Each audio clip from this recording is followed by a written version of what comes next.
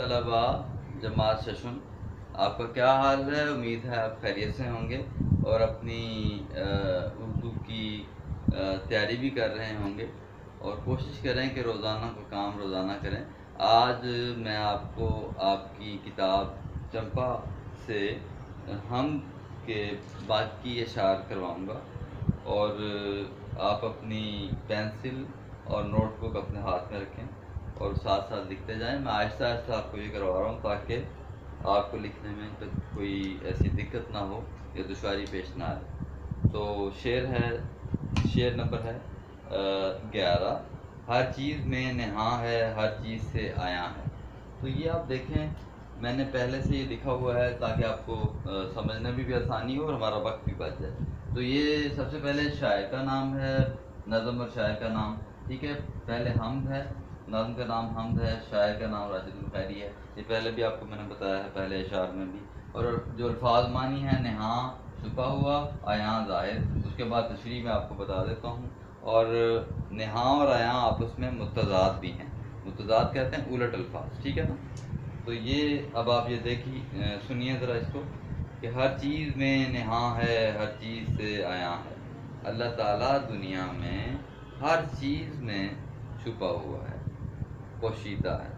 अल्लाह ताला की ज़ात का अक्स हमें दुनिया की हर एक शय में दिखाई देता है, क्योंकि ज़ाहिर बात है अल्लाह ताला ने सारी कायनात को बनाया है और उसको तख्लीक किया है। उसको बनाने वाला है वो खालिक है, ठीक है ना। और इंसान जब गौर करता है कायनात पर तो हमें इस बात का इल्म हो जाता है कि अल्लाह ही ने इस कायनात को बनाया है, वही इस कायनात को चलाने वाला है, वही खालिक है। वो इस कायनात की हर शय में छुपा हुआ है, ठीक है।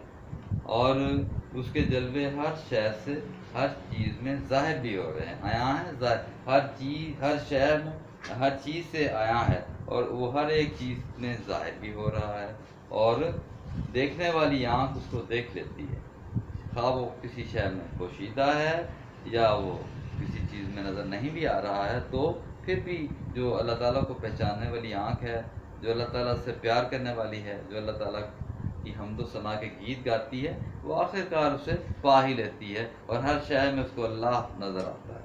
और वो चीज़, बाज़ ऐसी चीज़ें हैं जिनमें वो ज़ाहिर व बाहिर है, हर चीज़ से आया है कि वो वाज़ेह तौर पर दिखाई देता है, ठीक है।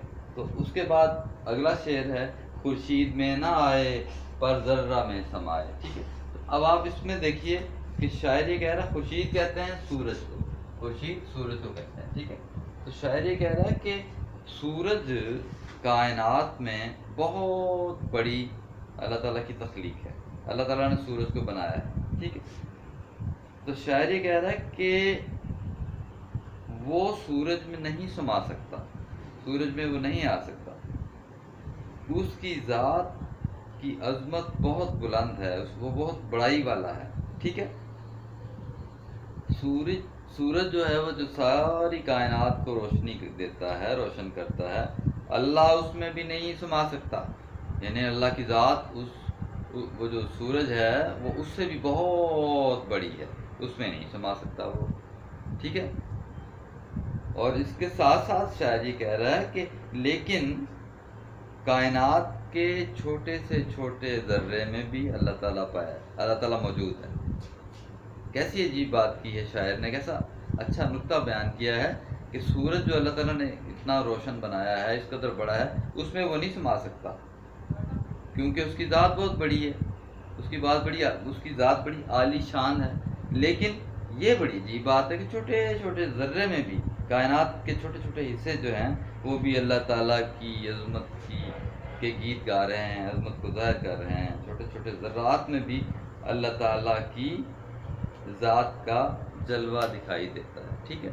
ये ज़रा मैंने आपको खोल के बयान कर दिया है आपकी, क्योंकि जमात शशम है, आपको मैं मुख्तसर तौर पे ये दोबारा बता देता हूँ कि अल्लाह ताला ने जो सूरज बनाया है वो बहुत बड़ी तख्लीक है अल्लाह ताला की, ठीक है। लेकिन अल्लाह ताला उसमें भी नहीं समा सकता क्योंकि अल्लाह ताला उससे भी बहुत बड़ा है, उसकी अज़मत, उसकी बड़ाई बहुत, उसकी शान बहुत बुलंद है।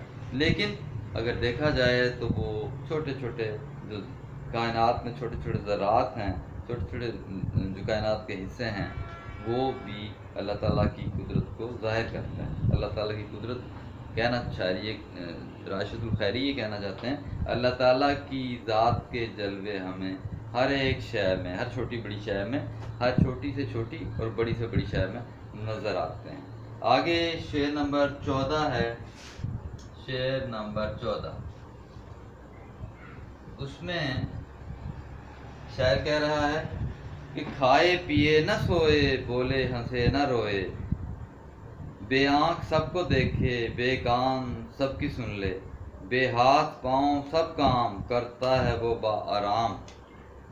اب یہ جو شعر نمبر 14، 15 اور 16 ہے، یہ 14، 15 اور 16 یہ جو 3 اشعار ہیں یہ ایک ہی مضمون کو بیان کر رہے ہیں. ٹھیک ہے، ایک ہی تسلسل ہے، یہ ایک ہی طرح کی بات کی جا رہی ہے، لیکن اس میں مختلف پہلو بیان کیے گئے ہیں، وہ آپ نوٹ کر لیں. میں آپ کو آہستہ آہستہ بتا دیتا ہوں. تو کھائے پیے نہ سوئے، بولے ہنسے نہ روئے. آپ کے سامنے کتابیں ہیں نا سب کے پاس؟ ٹھیک ہے، اپنی کتابیں سامنے کھول کے رکھیں اور نوٹ کرتے جائیں جو میں آپ کو لکھوا رہا ہوں.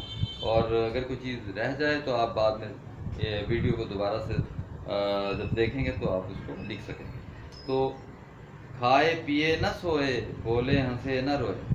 اب راشد الخیری کہہ رہے ہیں کہ اللہ تعالیٰ کو کسی قسم کی کوئی حاجت نہیں ہے، نہ وہ کھاتا ہے، نہ اسے پیاس لگتی ہے، نہ وہ پیتا ہے، نہ وہ سوتا ہے. ٹھیک ہے نا، نہ وہ ہنستا ہے، نہ وہ روتا ہے. ٹھیک ہے، تو بے آنکھ سب کو دیکھے، اگرچہ اس کی آنکھ نہیں ہے لیکن وہ سب کچھ دیکھ رہا. اللہ تعالیٰ ہر شے کو دیکھنے والا، ہر شے اس کی نظر میں ہے. دنیا میں کچھ بھی ہو رہا ہے، اندھیرا ہے یا اجالا ہے، زمین ہے یا آسمان ہے، گہرے گہرے سمندر ہیں، بلند و بالا آسمان کی فضائیں ہیں، وہاں اللہ تعالیٰ کی نظر جاتی ہے. اللہ تعالیٰ سب کچھ جانتا ہے. اللہ تعالیٰ کی نگاہ ہر جگہ موجود ہے، ہر جگہ پہنچ جاتی ہے. ٹھیک ہے، بے آنکھ سب کو دیکھے، بے کان سب کی سن لے. اللہ تعالیٰ کی جو ذات ہے وہ سنتی ہے، علیم ہے. ٹھیک ہے، وہ ہر چیز کا علم بھی رکھتی ہے اور وہ ہر شے کو سنتا ہے، وہ ہر ایک کی دعا کو سنتا ہے. ٹھیک ہے نا، ہم جو بھی دعا کرتے ہیں اللہ تعالیٰ ہمیں اس دعا کو سن کر اس کا جواب دیتا ہے کہ میں سنتا ہوں. ٹھیک ہے، میں دیکھتا بھی ہوں، میں سنتا بھی ہوں. اور بے ہاتھ پاؤں سب کام کرتا ہے وہ بآرام.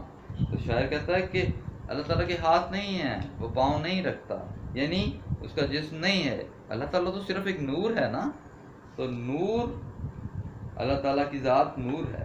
اور وہ ایک شاعری کہہ رہا ہے کہ وہ ساری کائنات کو بآرام، بہت آرام سے چلا رہا ہے. نظام کائنات اللہ تعالیٰ چلائے چلا جا رہا ہے. اللہ تعالیٰ فرماتا ہے کن فیکون، اللہ تعالیٰ کہتا ہے کہ ہو جا تو وہ ہو جاتی ہے. تو یہ بات اس میں بھی اسی طرف اشارہ ہے کہ اللہ تعالیٰ کو کسی کی حاجت نہیں ہے، وہ ساری دنیا کو چلا رہا ہے.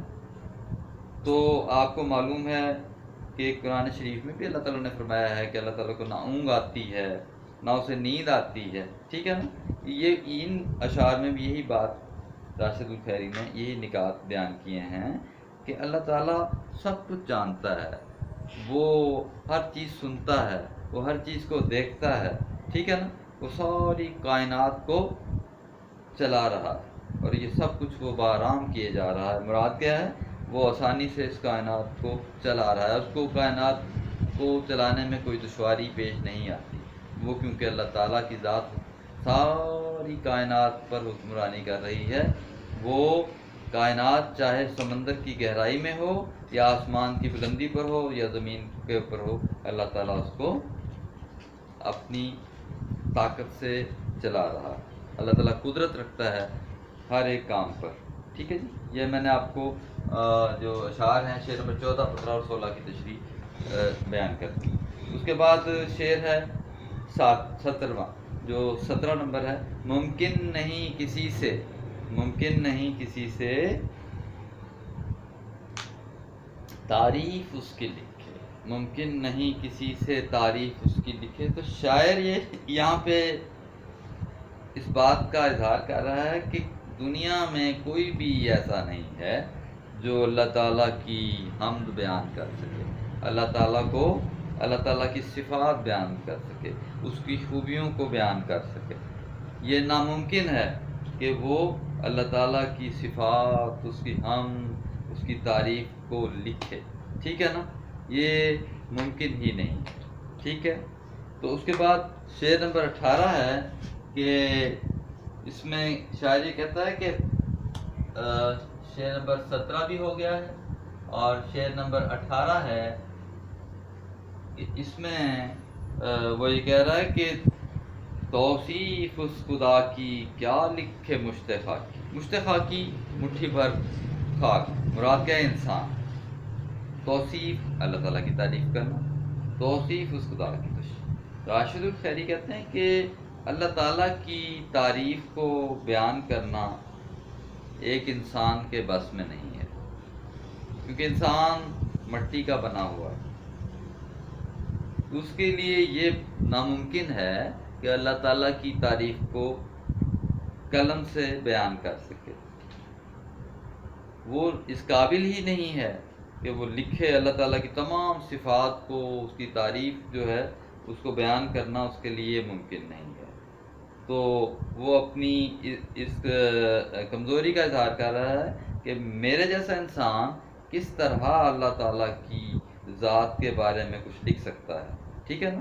اللہ کی تعریف کو بیان کرنا، اللہ تعالیٰ کی ذات کی تعریف کرنا، اس کی حمد کو بیان کرنا ناممکن ہے۔ میں یہ کام نہیں کر سکتا میرے سے، کیونکہ میں ایک مٹھی بھر خاک ہوں، مشت خاکی سے مراد ہے کہ میں مٹھی بھر خاک ہوں، مراد ہے کہ میں انسان ہوں، بہت کمزور ہوں، میرے میں اتنی طاقت نہیں ہے کہ میں اللہ تعالیٰ کی حمد کو بیان کر سکوں، ٹھیک ہے۔ آگے 19واں شعر ہے، شعر نمبر 19،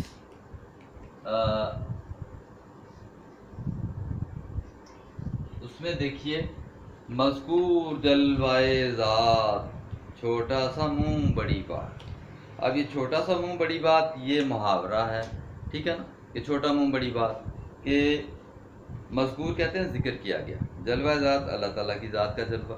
تو شاعر یہ کہہ رہا ہے کہ اللہ تعالیٰ کی ذات کے بارے میں بیان کرنا، اللہ تعالیٰ کی ذات کے جلووں کا ذکر کرنا بالکل ایسے ہی ہے جیسے چھوٹا منہ بڑی بات، جیسے کہتے ہیں کہ چھوٹا منہ بڑی بات، مراد یہ ہے کہ میں کوئی حیثیت نہیں رکھتا، میری کوئی حیثیت نہیں ہے۔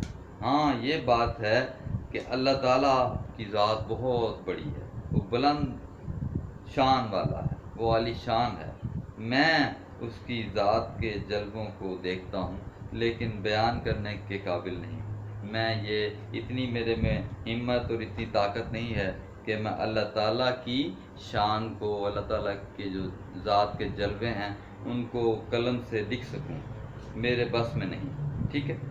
آخری شعر اب دیکھیے، شعر نمبر 20 میں آخری شعر ہے،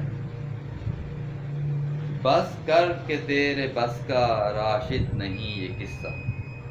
راشد الخیری اپنے آپ سے مخاطب ہو کر کہہ رہے ہیں کہ اے راشد، تو اللہ تعالیٰ کی حمد بیان کر رہا ہے، تو اللہ تعالیٰ کی ذات کی تعریف لکھ رہا ہے، تو نہیں کر سکے گا یہ تعریف، تیرے بس کی یہ تعریف لکھنا تیرے بس میں نہیں ہے، تیرے اختیار میں نہیں ہے، تو بس کر دے، مراد یہ کہ اب تو لکھ نہیں سکتا، کیونکہ اللہ تعالیٰ کی ذات اتنی وسیع ہے، اتنی اس کی خوبیاں ہیں، اتنی اس کی اللہ تعالیٰ کی شان ہے، کس پہلو کو تو بیان کرے گا، یہ تیرے بس میں نہیں ہے، تو ایسا نہیں کر سکتا، تیری عقل محدود ہے، تیری سوچ محدود ہے، تو یہ نہیں کر سکتا کہ اللہ تعالیٰ کی شان کو بیان کرے، یہ تیرے بس کی بات نہیں ہے۔